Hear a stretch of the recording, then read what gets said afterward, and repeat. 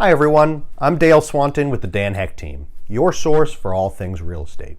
So here at the Dan Heck Team, we work with a lot of first-time buyers, and a big part of what we do is making sure that buyers are educated on the home buying process. So we've compiled a list of the 12 most commonly asked first-time home buyer questions. And to keep these videos relatively short, I am going to break these up into 3 different parts, so this is going to be part 1 of 3. So stay tuned.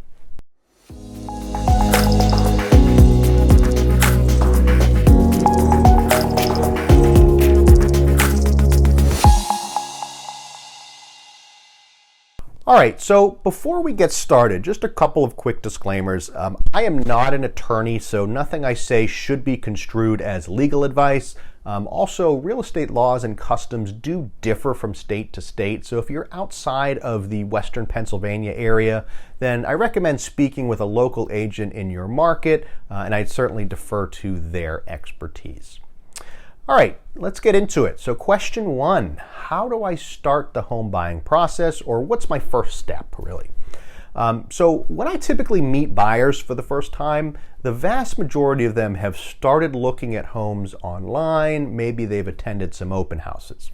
Now, to me, that should really be your second step in the process. The first step should be to speak with a mortgage lender and get a pre-approval letter. So a pre-approval letter is a document from a lending institution that simply states that you are likely to get approved for a loan up to a certain amount. Now, I say likely because it's not a guarantee that you're going to get the loan, but it shows the seller that you have the basic credit and income qualifications in order to purchase. It also helps for you to determine your price range and helps you to kind of narrow down what you should be looking at.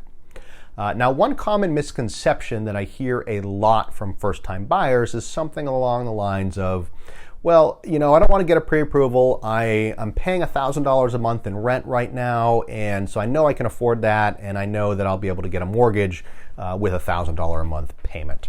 Now, that's not necessarily the case. So banks are pretty strict, not only with who they lend to, but how much they're willing to lend.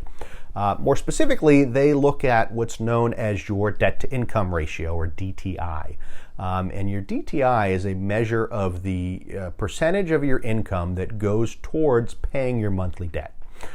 So for example, somebody with a low DTI is someone who has little debt relative to their income. Now, this type of person not only has more money available each month, so they're easily able to make their mortgage payment, but they're also better able to handle like any unforeseen costs that might come up. So in general, banks see them as less risky buyers. Conversely, somebody with a higher debt has a higher DTI is considered more risky. And without going into too much detail here, if your DTI is too high, you won't qualify for a loan at all. So again, your first step in the process is really just talk to a lender, get that pre-approval. At the same time, I also recommend that you speak with an experienced real estate agent who can help guide you through the process, answer any questions that you might have.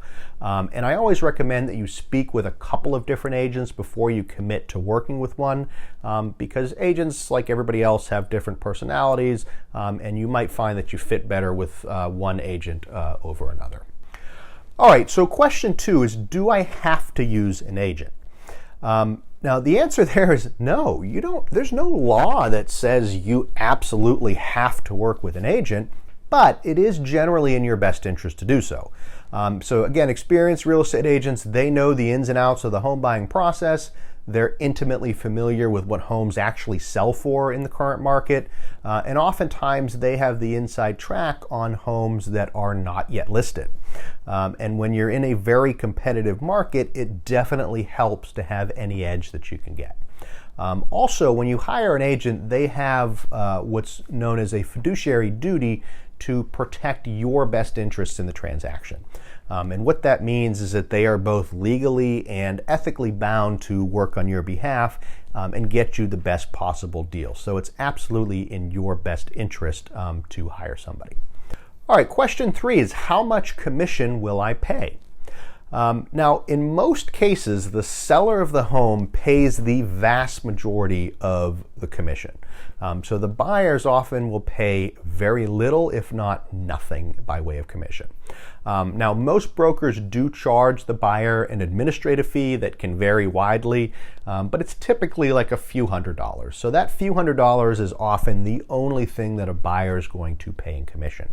Now, broker fees, like the majority of fees in real estate transactions, not only are they negotiable, but they're also only paid at closing, which means that if you end up not buying a property, then you're not going to receive a bill from the brokerage. Now, another misconception that I hear often is something along the lines of, well, if I don't have a buyer's agent, I'm going to save money because the seller won't need to pay a buyer's agent commission, and hopefully they will pass some of those savings on to me. And while that does make sense, it's actually not correct, because technically the buyer or the seller doesn't pay commission directly to a buyer's agent. Now, I know what you're probably thinking, like, didn't you just say a minute ago that the seller pays the vast majority of commissions? And yes, while that is correct, the commission paid to the buyer's agent does not come directly from the seller. It actually comes from the listing brokerage. So let me explain how that works. When a seller signs a listing contract, they agree to pay a certain amount of commission to the listing brokerage regardless of who brings the buyer. The listing brokerage then offers to share a portion of that commission with the agent that brings the buyer. So if there's no buyer's agent involved, then the listing brokerage has nobody to share a commission with, and so they just keep the full amount. So the amount that the seller pays remains the same regardless of the agents involved in the transaction. So hopefully that clears up that misconception. And again, when it comes to buyer agent commissions, typically you're looking at a few $100s. It's very little relative, in my opinion, to the benefit that you get from having a buyer's agent. So that's it for part one, guys. I appreciate you watching.